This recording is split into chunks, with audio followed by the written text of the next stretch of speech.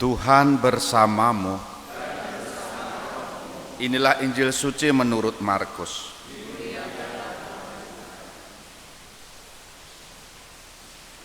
Pada suatu hari, Yesus berangkat ke daerah Yudea dan daerah seberang Sungai Yordan. Di situ orang banyak datang mengerumuni Dia, dan seperti biasa, Yesus mengajar mereka. Maka datanglah orang-orang Farisi hendak mencoba Yesus. Mereka bertanya, "Bolehkah seorang suami menceraikan istrinya?" Tetapi Yesus menjawab kepada mereka, "Apa perintah Musa kepadamu?" Mereka menjawab, "Musa memberi izin untuk menceraikannya dengan membuat surat cerai."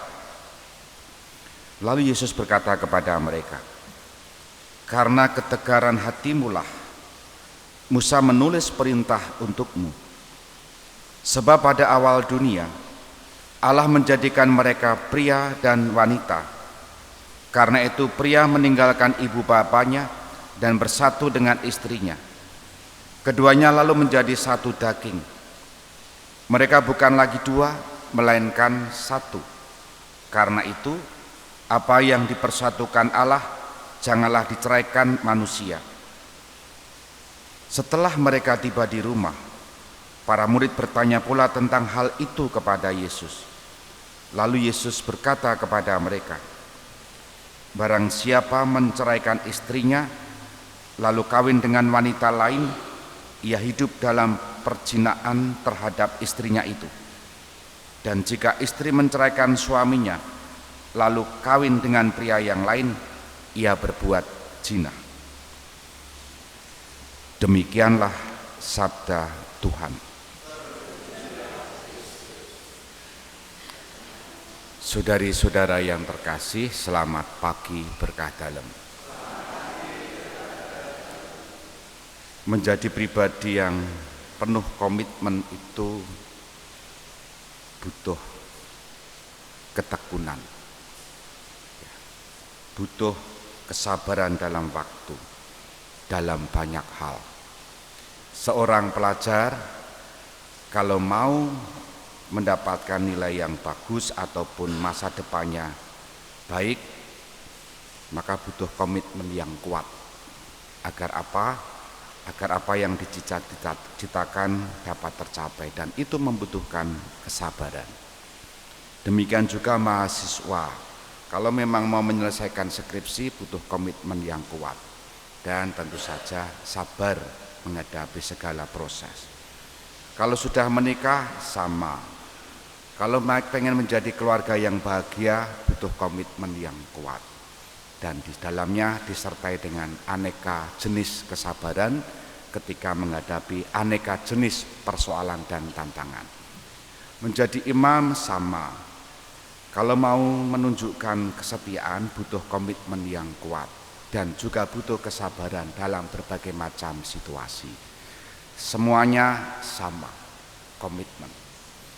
Dua bacaan hari ini membawa kita pada permenungan hal yang seperti itu terkait dengan komitmen. Yakobus tadi memberikan pesan supaya orang bertekun. Bertekun atas apa? Bertekun dalam hal kebaikan. Siapa yang dicontohkan? Ayub. Kurang apa? Setia kepada Tuhan.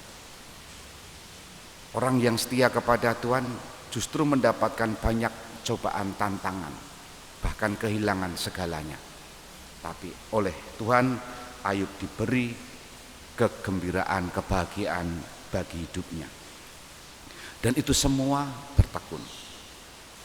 Dan Yakobus mengangkat nabi-nabi untuk ditunjukkan supaya contoh-contoh yang sudah ada itu ditiru.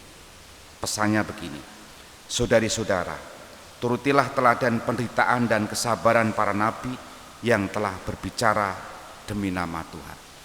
Banyak nabi yang mengalami kesulitan, tapi mereka komitmen dan buahnya menggembirakan. Berbicara demi nama Tuhan artinya berbicara yang baik demi kemuliaan Tuhan. Oleh karena itu Yakobus tadi pesan, jika ya katakan ya, jika tidak katakan tidak. Dan itulah sejatinya esensi dalam pernikahan.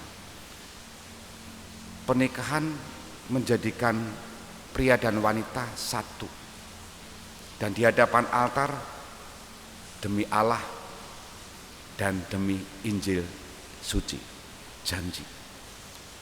Maka kalau sungguh mau berkomitmen dan bertekun dalam kesabaran, dalam aneka cobaan, tujuan pernikahan akan tercapai. Kenapa banyak yang gagal?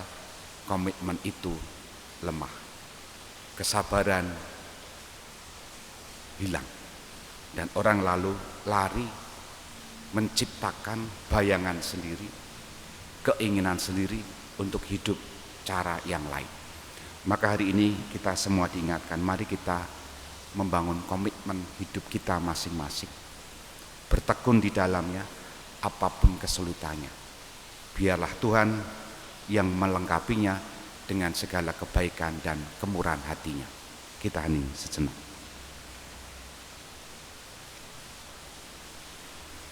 Dimuliakanlah Yesus yang dulu hidup, sekarang dan selama-lamanya. Amin.